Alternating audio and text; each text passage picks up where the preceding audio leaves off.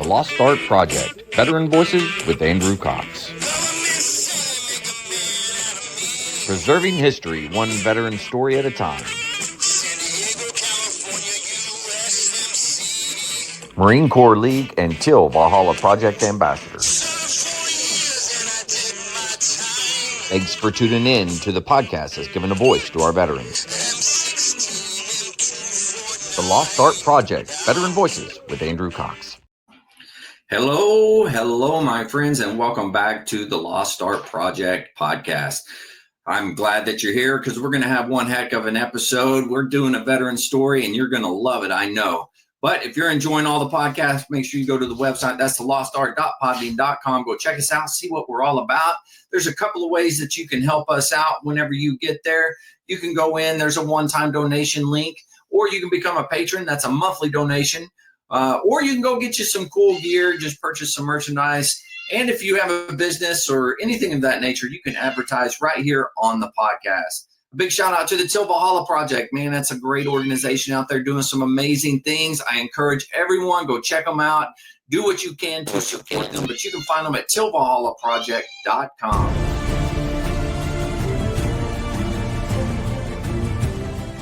Are you a Marine veteran? Are you missing that bond you had on active duty? Then I have a place for you. Join the only congressionally chartered Marine Corps Veteran Service Organization, the Marine Corps League. Get that brother and sisterhood back in your life. Become one of the fewer, the prouder, a Marine Corps League member.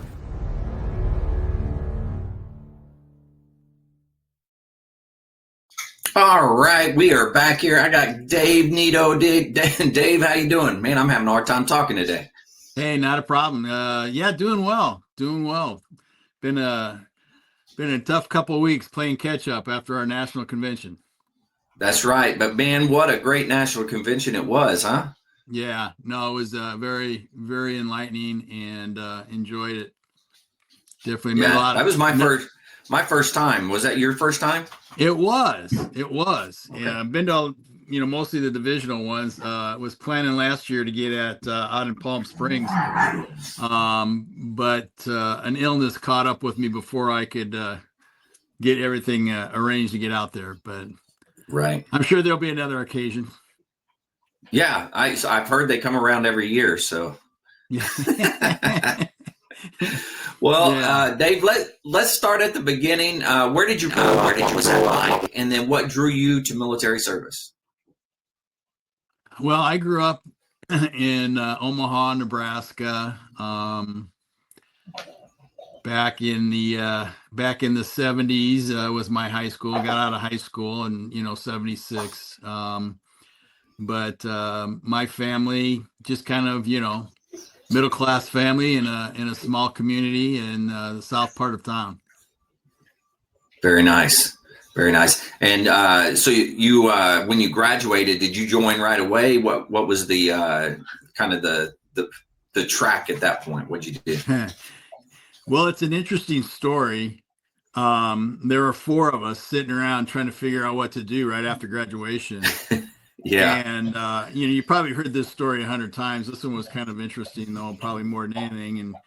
And back then it was either you had money to go to college or you didn't go because there was no financial aid. But so there was four of us there, and we just were sitting around, and we decided that we needed to do something or find some jobs. But we all kind of started talking about the military, and one led to another. It's kind of going back and forth, where we're going to go, and how it was decided, I'm not quite sure I remember, but we decided we were going to go down to the Marine Corps recruiter, and we all enlisted at the same time. And no kidding. Yeah, it was kind of interesting times because there was a few more after they found out that we enlisted, that they enlisted as well. But oh wow, part of our immediate, yeah, it was interesting times. So holy cow. Yeah. Now, when you enlisted, did you all know what you were going to do? Like, you picked an MOS and all that, or? No clue. No clue. Wow. I don't think Okay. any of us did. Yeah. But yeah, we all knew what the possibilities were. But Right. I think the decision was, a little easier, thinking that, Vietnam was just getting wrapped up at the time. Mhm. So I think it was like, okay, we're probably not going to go to Vietnam, and I don't think any of us did. No, I'm pretty sure none of us did. So Okay. good Now, time. now, how long was it after you graduated? You went to the recruiter. How long was it before you shipped off for boot camp?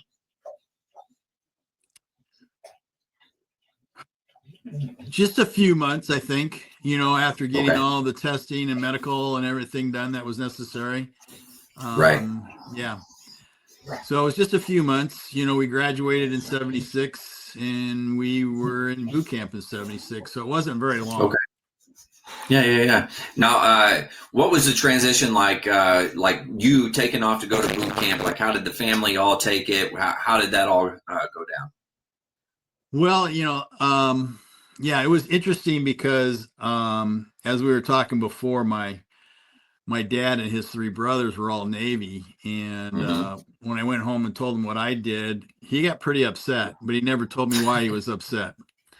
So I can only speculate at the time that, that had something to do with it. But mom was like in shock, I think. I think she was in shock the whole time that I told her, and for the next 6 to 8 months, until she finally realized what was going on. So, yeah, when I came home from boot camp, she was,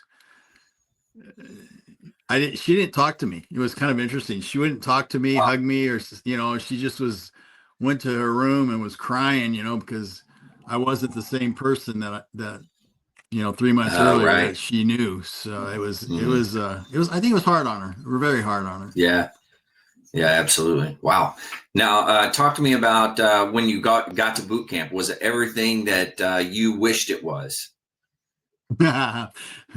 Let's say the recruiter did a very good job of telling us what to expect. Uh-huh. And I think for the most part, we expected it, but we didn't know at what level. And I think that was the shocker. Right. We left Omaha, somewhere in the morning. But getting from Omaha to San Diego was a little bit of a journey, Mm-hmm. flying into Los Angeles at the time, and then flying into San Diego, and then getting on a bus and all that kind of stuff. It was definitely dark when we got to stand on those yellow footprints. And Right. it was probably sometime 24 to 48 hours later before we actually had a chance to find a rack to sleep in, and then that was Yeah. short-lived as well. And it was, yeah, some of the little things that happened, I think every platoon has different, well, everybody has different drill instructors, but so I think things are a little Mm-hmm. different based on the drill instructors. So, and Right. in the timing as well. Mm-hmm. Yeah, very true. And so I'm assuming you spent like 3 or 4 days or whatever in the receiving before you went and actually met your drill instructors. Yeah, I don't know if it was 3 or 4 days. It might have been more like 2 or 3, maybe 4, Okay. yeah. It could have been 3 or 4. Yeah. Yeah. Well, tell me about meeting your drill instructors. What was your first impressions? Um, well, my first impressions were that some of the guys that were there that I had no idea who they were. My thoughts were around that the drill instructor or the recruiter didn't do a very good job getting them ready for what they were up against. Okay. We had made a decision based on our recruiter that there was 3 of us that actually wound up in the same platoon, and the 4th one, I don't know how that got split up, but so there were 3 of us, and we made a decision even before we left Omaha that we weren't going to let anybody know that we were from the same town, went to the same school, and all that kind of stuff. So But I think later on, as we were getting ready towards the end, that kind of came out somehow, whether they looked at records or whatever, I don't know. Right. But it finally did come out, I think, a little bit. But I think that was kind of Wow. helpful in some ways for we were kind of help each other out as much as possible whenever possible. Right. Yeah. Yeah. It's always nice to have at least, one person that pretty well when you're going through there for sure. Yeah. Wow. Now, what were some of the big takeaways that you had in your boot camp? Like, what was the good? What was the bad? Kind of walk me through boot camp a little. The good, the bad, and the ugly of boot camp. Well, I think you never know what the good is until after you leave.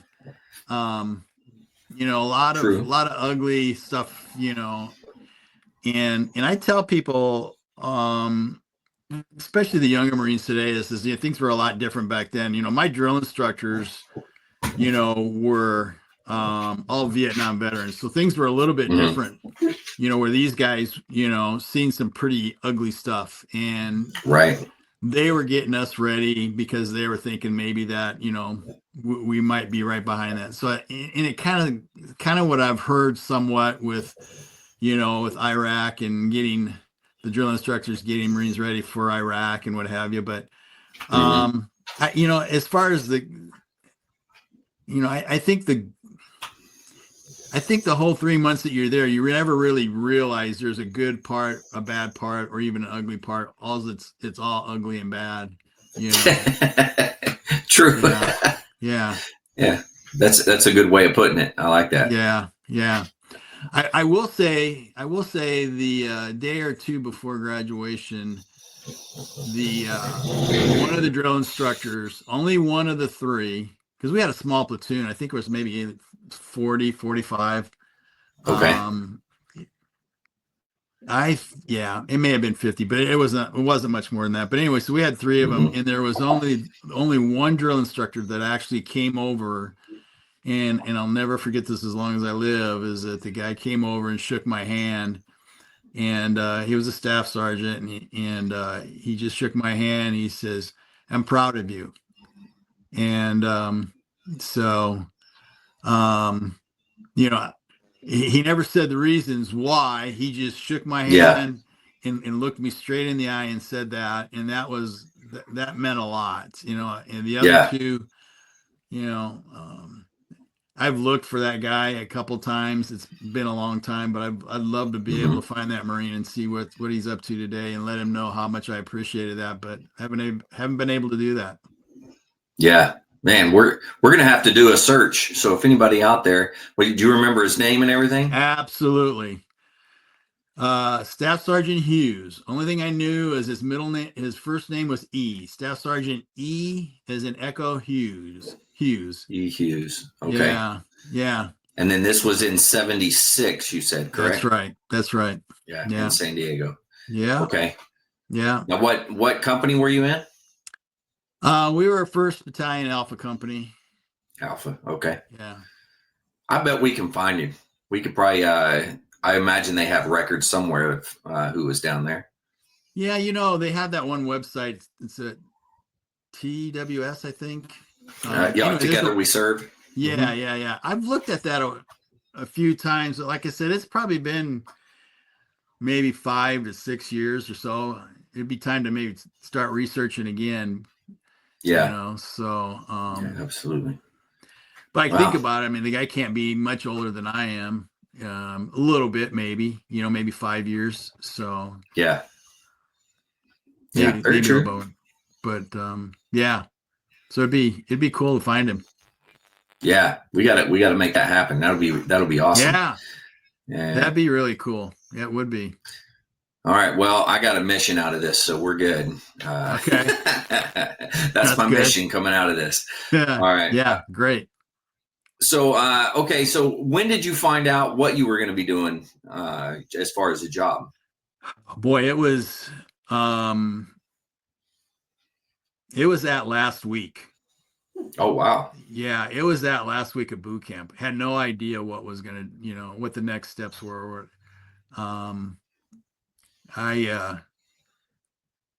I had no idea. I can remember finding out that what my orders were, and I guess that was based on some testing that I did. That they sent me to 29 Palms to learn how to repair radios, and so I was a 2841 ground radio repair, and I did,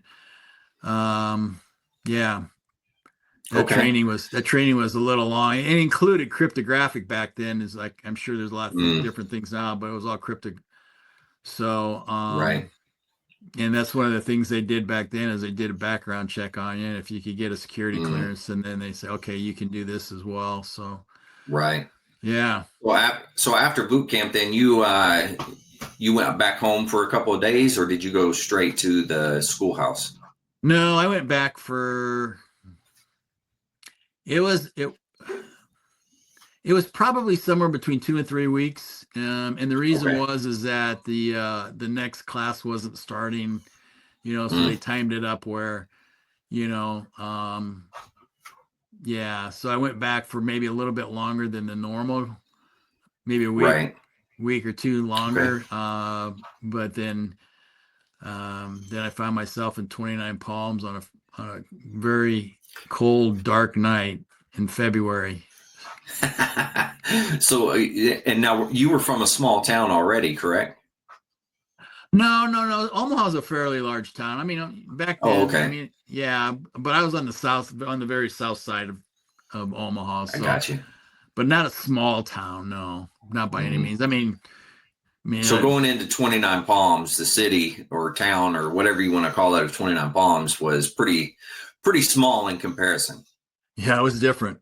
No idea, at the time when you show up at, 0 dark 30 and literally no lights, and you don't see anything going down the highways. It was another one of those interesting trips, where I think I probably flew into LAX. Then, yeah, I did. I flew into LAX, and then there was a bus that went to Palm Springs and made a connection over to 29 Palms.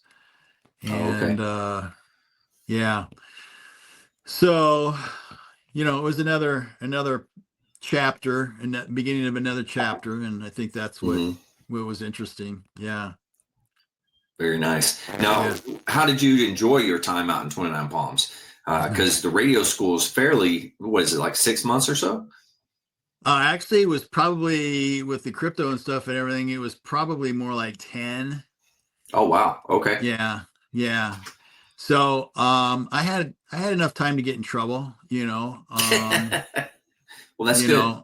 I always seemed to be able to be the guy that never got caught. So I've got a couple stories that probably not appropriate to talk about here. Well, we can talk about anything you want. This is not for kids, so I click the it's not for kids button. No, it was just it was a good time getting in, and when I say trouble, it was more mischief than, nothing legally, that type of stuff. But right. Yeah. Very nice. Now, how did you take to the radios and doing all that? Yeah, it's interesting. I kind of grasped it pretty quickly, where I was able to figure things out. And I think that was probably, when they did that testing before we left, trying to figure out what they call it, the ASVAB test, if the S is, anyway. Right. Kind of grade you from there. I had no idea what it was, they don't let you know until, but yeah. So it's very nice. It was interesting learning to repair a bunch of stuff, and and being able to it was a whole new world. So yeah, I think we were talking about how school went and learning how to do some of that stuff, and how it was interesting to be able to work on stuff and see things that you accomplish that you never thought you could. And I think that was pretty cool. But I think mechanically I was always, I thought, fairly good, keeping my car running in high school, but never never in the electronic world. So right. But it is cool to be able to see, like when you're working on something, to be able to see the progress and to see the finished product. exactly. There's something to that, not everything do you get to see the finished product. So Yeah. so it's Yeah. nice when you're able to. Right. Exactly. Nice. So so throughout your time there, was there anything that stood out during your training there? The weather probably more than anything, Yeah. the extremes, from very, very hot to times where parts of the year where there was even maybe snow on the ground for a short period of time, so, Right. but, other than that, the biggest probably excitement I had in 29 Palms was having all 4 of my wisdom teeth pulled one day. Whew. Nice. Yeah. All in one day. Yeah. Yeah. I bet that was fun. So, well, yeah. Yeah, I got, never knew it was going to happen. Didn't think it was, just was required to go to the dentist, and he goes, "Hey, this looks like you need your wisdom teeth pulled out. Come back tomorrow at whatever." And okay, fine. I had no idea what I was expecting. Right. So, yeah, but it looked like after I was done the next few days, like, I was used as a punching bag or something, because it's just all bruised up and, under your eyes and everything. It was interesting. Wow. Yeah. You probably look like a chipmunk too. It's all swollen out and Yeah. Definitely. Good But that's 29 Palms is kind of an interesting place, of course, all the bases have their own type of, I guess, atmosphere, culture, that type of. Mm-hmm. But yeah. Very true. Yeah. Well, now, when did you find out where you were going to go? Your first duty station? Towards, I think it was probably after graduation day. Yeah, Okay. we had no clue until then. I think then there was after that day that we were done, we all reported to headquarters, and you get in line. It's like, okay, you're going here. Here's your orders. Here you're going here. That type of thing. And right. And I always thought that I'd stay on the West Coast. I thought maybe I was going to get to go to Okinawa or Hawaii or something like that. Right. But shockingly enough, I was on my way to Camp Lejeune. Oh, okay. Never even thought about that. Never thought that was ever going to happen, so I had no idea, but anyway, went to Camp Lejeune and reported at headquarters, and it was a day that another one of those days that I thought was pretty interesting. It's like, your memory just has a tendency to kind of lock into something, but right. This was reporting in, and there was in this big meeting room type area, and everybody's sitting at his desk, all the clerks, and they open up your file and say, "Hey, I got a 2841," and everybody bounced out of their chairs and say, I need him, or whatever. I'm like, boy, it's nice to be needed, and so Finally, somebody probably of rank came in over and looked at the file and made a decision at that point. And I wound up down at Courthouse Bay with Second Amtrak. Okay. Oh, okay. So yeah, which was very nice. Kind of shocking. Yeah, it's a little bit of a different world when you're going into the Amtrak world, I assume. Yeah. Yeah. Cause I think within a month, at the battalion level, I was never attached to any one company. I always bounced around to the 4 different companies, making sure all the comms were running and what have you. And, and I guess maybe I drew the short straw or whatever, but within a month, it's like, okay, we're going on a deployment. And I'm thinking, oh, what does that mean? So, I think within like I said, a month or 6 weeks from being there, I was on the USS Harlan County going Oh, across the wow. pond, and it was an LST and it was a flat bottom and it wasn't the most pleasurable ride at times, but it Right. was an experience, definitely an experience you never forget. Well, your first time on a ship, especially LST, there's a lot of rocking and with the waves and the wind and everything else. So, Yeah. how did you get along on that? Was it pretty easy for you, or? Yeah, it didn't bother me as much. I think the toughest thing was watching the land when you're leaving, as the land's going up and down and you're standing Right. still. But yeah, I think the roughest time is when we had been in the North Sea for a couple days, and Mm-hmm. it got rough where they made us kind of like, I forget what we used, but we probably used our blankets or sheets and was told to tie ourselves in our racks. Oh, wow. Keep from bouncing off and injuring yourself. So, Holy cow. Yeah. Man, Yeah. I never want to be in that kind of weather. Yeah. That's a bit much. Yeah.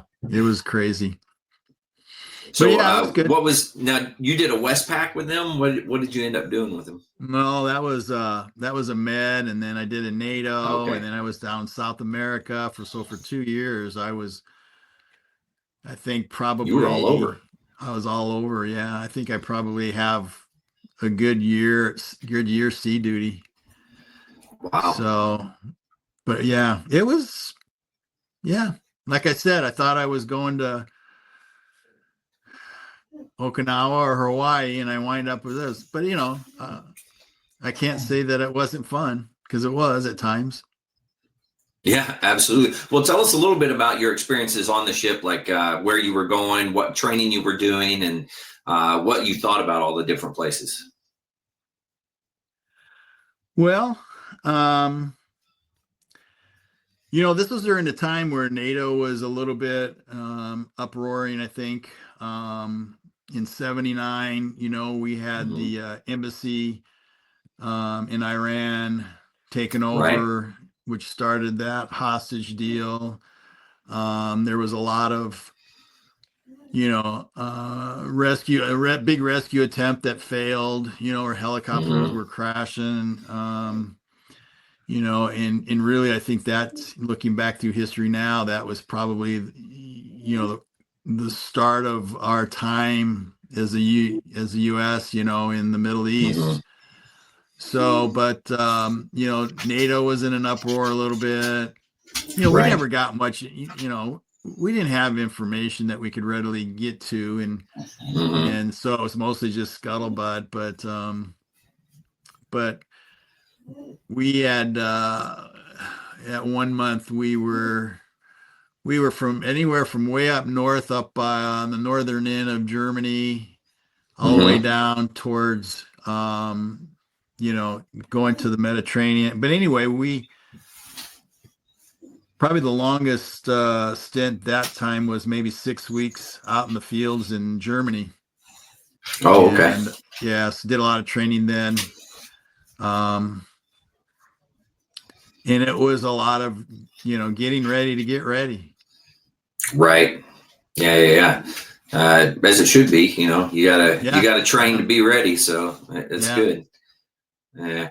Now, and you said you were pretty much a year solid. You were out on ship. Cumulatively, not all. Oh, okay. Yeah, I got you. Three different occasions over 2 years. 3 different deployments over 2 years. Yeah. Okay, so the first deployment was more up north, and then the others. You went down to South America? You said on one of them. Yeah. I think if I was put 2 and 2 together, it's kind of what the MEU is doing right now down in Venezuela area. So, but yeah. Okay. But a lot of good times at Courthouse Bay though too. So. Oh yeah. We'll talk a little bit about Courthouse Bay. Now, when I was on Lejeune, Courthouse Bay, in between where I was, which is over by the main headquarters, to where you are, in one of those wooded areas, I found a moonshine still that the Marines were running. Did you ever run into anything like that? Can't say that I have, but I not on base, but off base. No, it was on base. This was on base. Okay. Yeah. You go out the back gate, and there was a lot of let's just say you could get in trouble off base out that way quite easily. So right. Yeah.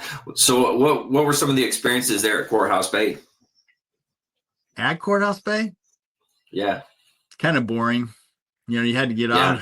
You had to get out and about, whatever. But I think the fun stuff is that when we had some downtime on the weekends, and I don't know what time of year it was, but we'd get 5-gallon buckets and we'd go out in the bay and dig up a bunch of clams and make our own makeshift pot with steam in them and sit around and steam clams and drink beer. Yeah. There's nothing wrong with that. Yeah, we did quite a bit of it back then, So. Yeah, I did a lot of fishing. Did you actually do fishing while you were there? Nah, I'd never been much of a fisherman. Okay. Never have. Went back Courthouse Bay in 22, and it was quite emotional, to be honest with you. And then I just seen somewhere, I don't know, either on Facebook or YouTube or something, that all those old barracks they leveled. And did they really? Wow. In 22 they were still there, but they were knocking them down. Which is interesting. But they've probably been there since the 40s, 50s. That's true. Honestly, yeah. Wow. Yeah. All right. So you spend your time, how many years total did you spend there? A little over 2 years. Okay. Yeah. And then what was the plan? Like where'd you go from there? What'd you do? Well, the original plan was I had a captain, a major. Don't know what his real name is, but he went by Captain or Major Red hair guy. And he had evidently was impressed enough to promote me and get me a bonus for enlistment. Nice. And so that was the plan until the day that it happened. And a lot of the cuts back then from the Carter days, right? They said no enlistments, no bonus. Wow. Yeah. So they denied it, huh? That's crazy. Yeah. Wow. Yeah. So at that point, then was like just you were going back home. I mean, what happened then? That's what happened. Just went back home. Yeah. Yeah. Wow. Yeah. So you did your basically 4 years, and they told you, okay, that's enough. Like they just waved at you as you left the base. Pretty much. It's not. There was no goodbyes. Kiss my ass or anything. It's like It's like one day I'm there, and the next day I'm gone. Yeah. Now, how was that for you? I mean, was that pretty tough to take? Yeah. Yeah. It was. I think about those last few weeks a lot. And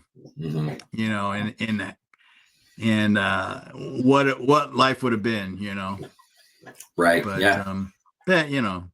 Everything happens for a reason, as they say.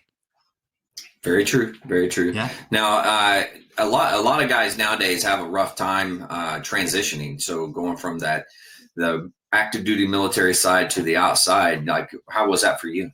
Not easy. Yeah. Not easy. I think there was 3 years there bouncing jobs and finally got this job where this guy little bit of a maybe push. He says, "Hey, go out and start getting some more schooling behind you. You know, went out and Mm-hmm. got an associate's degree, and then finally that got me hooked up with a company that I spent 15 years with, and Oh, wow. I got my bachelor's during that time, and Mm-hmm. yeah, until I got tired of the corporate world and started a business myself. So it was, Oh, okay. but those first years were interesting, you Mm-hmm. know. A lot of ups and downs. Like you have good days, bad days, and then it's just kind of all over the place. Is that kind of Well, what you felt?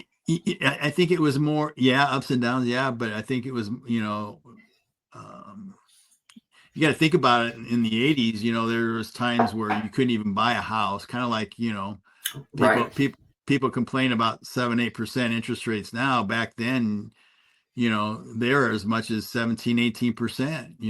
Whew. I finally was at a point in life where I bought a house at 10%, of course Wow. refinanced and what have you, but Mm-hmm. and then you get to the point where it's like you're in that survival mode. What can I do Mm-hmm. this weekend to make a couple $100, and Right. yeah. So it was interesting So times. so that so yeah. So that was a rough time during the 80s. Then you know. Yeah. Yeah. Yeah. And you Definitely. were back in Omaha then, right? Yeah. Yeah. Yeah. Okay. Now, you said you started your own business. I want to hear about that aspect of things, if you don't mind. Oh, it was like I said, I worked for that company for over 15 years, and it was Mm-hmm. just on a whim that it's like trying to figure out what it would be like to be my own boss. And so Mm-hmm. I made a decision one day to do that.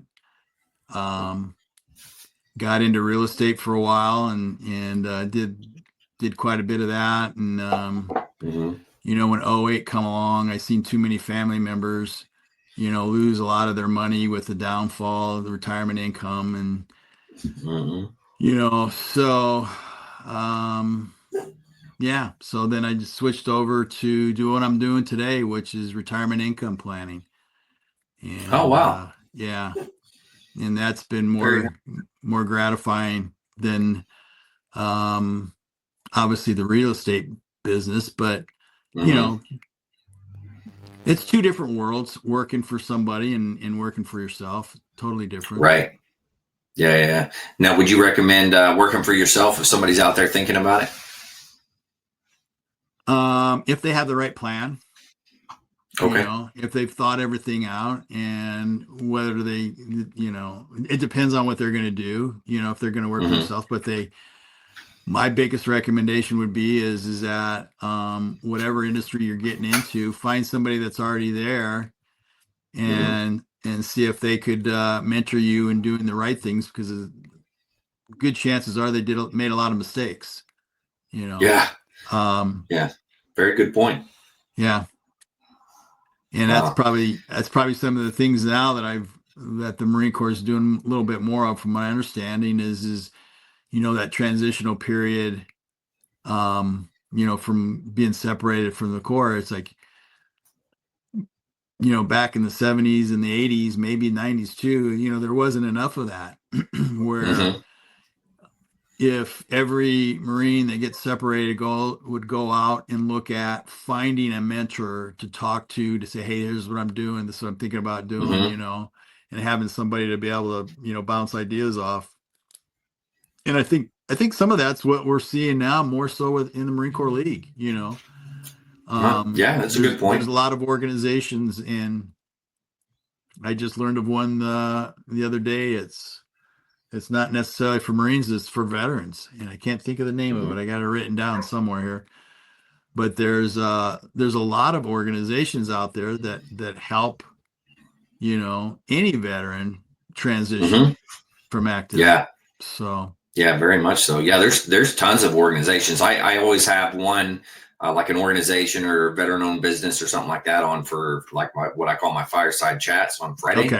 okay. And I've had tons of organizations come in, from, I had one guy come on, I think he was up in Nebraska area, if I'm not mistaken, but he started a company where they match somebody that's looking to start a business or want to run their own business, and then somebody that's has a business that's, hey, I want to retire. The family doesn't want it, and then they kind of pair them up, and then that individual takes over whichever company it was, and that's a pretty good deal. I mean, if people get hooked up with stuff like that. Yeah, no, that's a great idea, really. Yeah, especially if somebody's looking to get out of what they're doing. Yeah. Right. Yeah, there's a lot of variables around that. Yeah, absolutely. Well, shoot, let's see. And now you've been, how long have you been with the Marine Corps League? So back in 2016,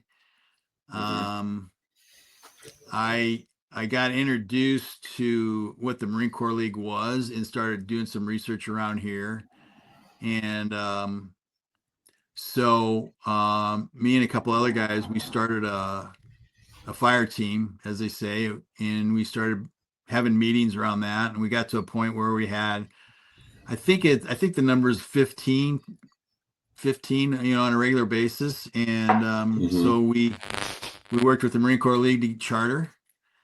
And so there were a few of us that actually chartered a detachment in Gretna, Nebraska, which is just like a suburb of Omaha. Yeah. And I think we chartered in 17. Okay. And then, so I've been part of the Marine Corps League since then.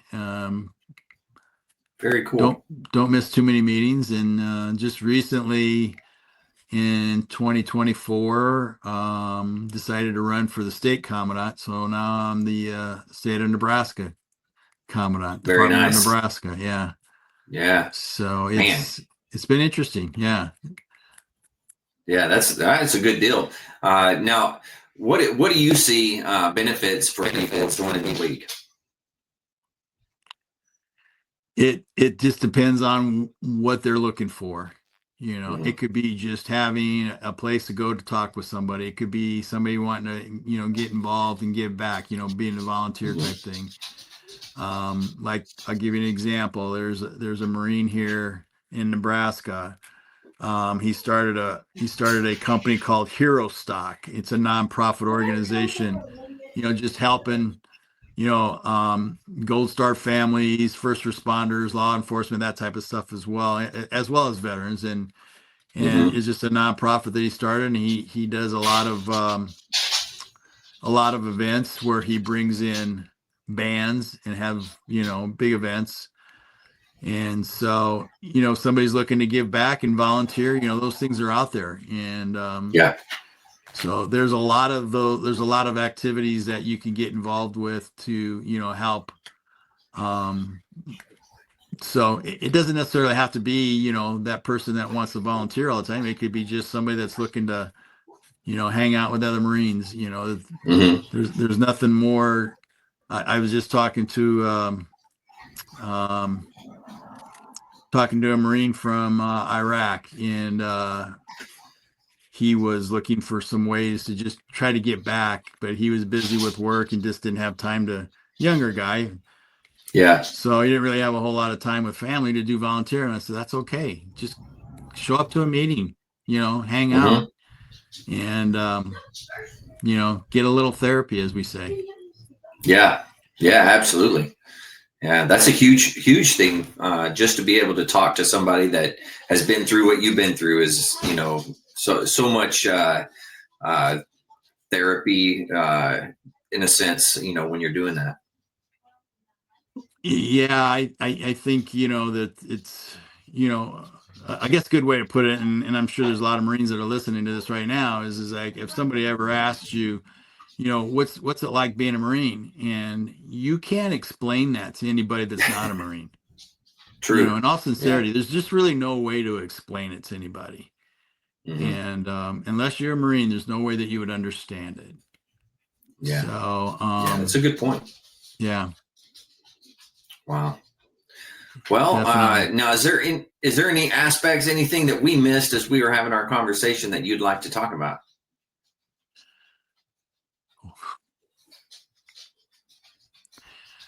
I guess anybody that's out there really listening to this right now and they're not part of the Marine Corps League, which is fine, but maybe get involved, or there's no other military service that flies our colors more than the Marine Corps does.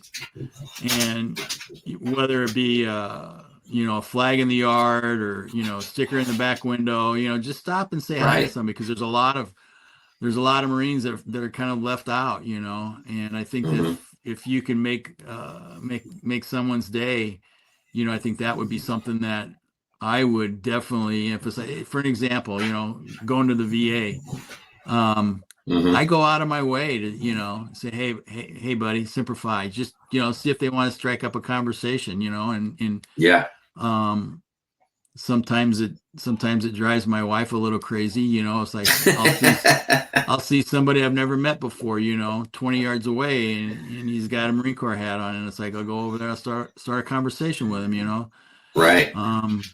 Just to say hi, just to talk. I mean, I have a LinkedIn profile that reaches out to Marines just to chat, see what I can do to help them, because there's a lot of guys out there that just need that. Right. Yeah. And so I think just because you see somebody with a hat and you're a Marine, doesn't mean that you can't go over and talk to them. Yeah. Yeah, I think you should. Take the time to say hi, at least say simplify, something like that. You never know where it will go, and you never know how that's going to affect the other person. That might be the one thing that keeps them from, doing something crazy. And so you might as well. Yeah. Yeah. And, it's interesting, something that happened yesterday. I think that we need to do more of, and it's easy to drive by these individuals that are panhandling on the corner for a couple bucks, and this individual, said help a vet type of thing, and I'll typically ask, I'll stop at those and I'll ask them just to make sure they are a vet, right. And say, hey, there's a lot of let them know there's organizations that they can get help from. Right. And to search them out, and say, hey, here's a couple bucks, make good use of it, but go find an organization that's going to help you instead of standing there. Some of that type of stuff I think that we need to do more of. And it's easy just to drive by and, like I said, or walk by a guy because you never know how you're going to affect them, and that's where, I think that's what the Marine Corps League is a lot about as well. Mm-hmm. Yeah, that's a good point. And there's plenty of homeless veterans out there for sure. And if everyone stopped at a homeless vet just to, say hi and give them a couple bucks or point them to an organization that can help them, it'd go a long way. Absolutely. Definitely. Yeah.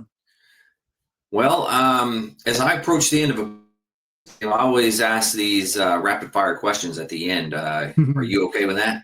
Yeah, sure. If I don't want to answer, I'm going to say next. All right. What is your proudest military moment? Proudest military moment. Wow. Too many to mention. I think probably graduating from boot camp, maybe one of the top.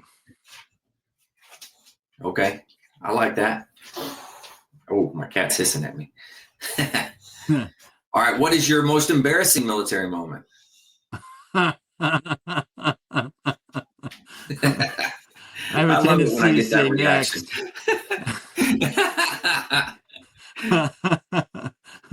Okay.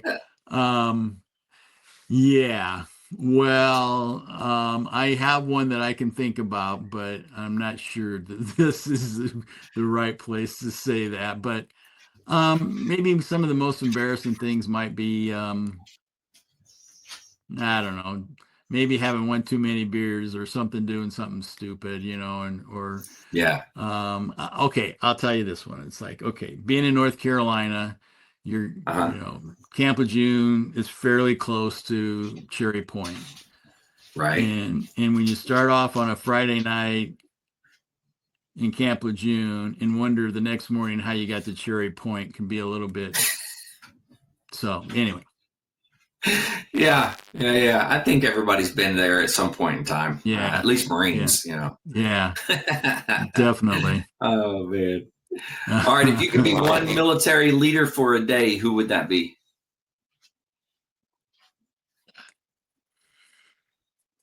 One military leader today. Boy, there's a lot of them. I'll probably have to go back to World War II with Patton. Ooh, yeah. That's a good one. Yeah. Yeah, I agree. You can't go wrong with that one for sure. No, I think so. Yeah. First one that came to my mind. I mean, obviously there's a lot of good ones out there, Yeah. Some of the younger guys might say Mattis, some of the other ones might say, whatever. I tell you what, I'm, present day right now, our Secretary of Defense, Pete, is just to me an awesome leader. A lot of people may not like that, but I like that. It's like what he's doing, and getting the military, getting it back to what it needs to be. And I love seeing that. Yeah, absolutely. Definitely. Yeah, it's good. All right. What is one lesson or skill you learned that you still use today? I always say if I'm 15 minutes early, that means I'm 30 minutes late. So I'm not saying never. I mean, it happens for reasons, but I am big about not being late for a meeting or any type of Yeah. That's a good one because that sticks with everybody, and I think whether you realize it or not, you're doing it. Yeah. Definitely. All right. In the zombie apocalypse, what would be your weapon of choice, and what anthem would be playing?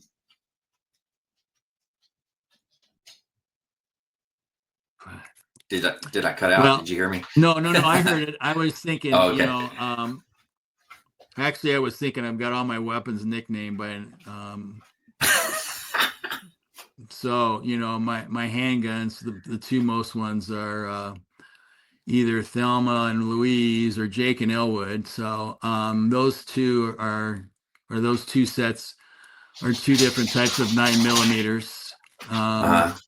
And then, of course, maybe my AR, but I might want to have my shotgun with me as well. I don't know, So, but okay. National anthem, obviously, our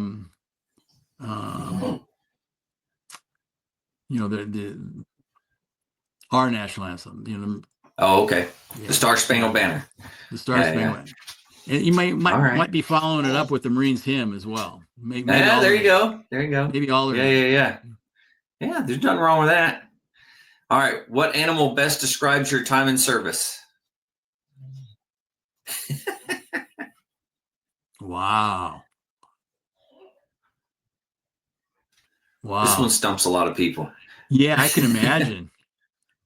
I mean, that's a question that,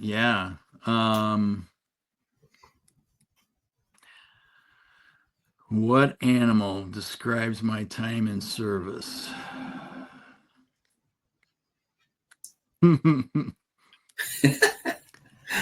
There's probably a couple of them that you could probably, it's like maybe a kangaroo jumping from place to place. Maybe, think about being on the water, whales or fish or something. But I'm going to go with, the Amtrak theme, an alligator. Ooh, yeah, that was good. I like it. Good on land, good in the water. Yeah, that's good. Yeah. All right, knowing what you know now, would you do it all in a minute, and then some? And then some. I like that. Yeah. Yeah. Definitely. All right. What words of wisdom would you have for the listeners?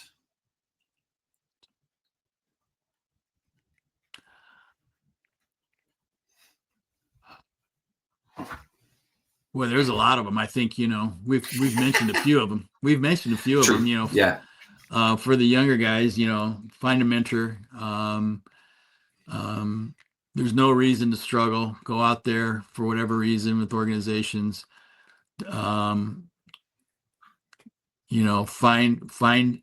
a an older guy maybe to lean on, maybe a father type. Mm-hmm. I don't know.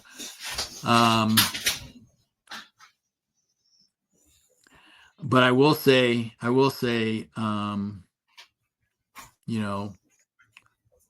be honest with yourself and go out there and find a way where you can, have a purpose, find something you have a purpose in life and what you want to do. Yeah. Yeah. Having a purpose is very important for sure. Yeah. Yeah. Well, Dave, thanks for coming on and doing this. Truly appreciate it. I don't know about you, but I had a good time. So it's another been fun. Successful podcast. Yeah, it's been fun. I'll have to repost it in a few places and send it. Send it out to some of the local boys. There you go. Yeah. Pass it along to everybody. Nothing wrong with that. Definitely. It's a good story, and you have some good wisdom for us all too. So thanks for that. Yeah, appreciate it. Appreciate you reaching out at me at the convention and say, "Hey, you." So yeah, well, I have to tackle people every now and again to get them to come on. Everyone's a little reluctant at first, but once they get on here, they find out it's not that bad. Yeah, so. No, it's not. It's not. Yeah. And you're going to have to find Andrew Cox in Omaha. Yes. And have this face-to-face podcast with him. Because, that would be fun. That would be a lot of fun, actually. I probably have his contact information. I'll send it to you. All right. That sounds good. Because it would be cool to have Andrew interviewing Andrew there. That'd be pretty awesome. Yeah. Sounds good. Cool. All right. Well, I always close it out talking about ways that veterans can get some help if they're struggling. So to all the veterans out there, if you're struggling, you need help, anything like that, don't forget the VA has some great resources. You can always dial 988, press option 1. You can always text 838-255, or you can go to veteranscrisisline.net and click on the chat icon. Any of those options will put you in contact with somebody that can help you out. But remember, one veteran life lost is one too many. I care about you. Dave cares about you. The whole veteran community cares about you. So please reach out for help. And if you're out there, you're not struggling, reach out to your buddies you serve with. Ask them how they're doing. If they need that helping hand, please give it to them. And just like Dave mentioned just a second ago, there's tons of organizations out there. There's a bunch on my website if you're looking for some. But go out there, just type in veteran organizations near you, and I promise you're going to find some. So go out and do what you need to do. Dave, one last time, thanks. I truly appreciate it. Thank you. Appreciate you. No problem. To all the listeners out there, stay motivated. Change your sock. Thanks for tuning in. Don't forget, we have 5 episodes a week, Monday through Friday. See you there.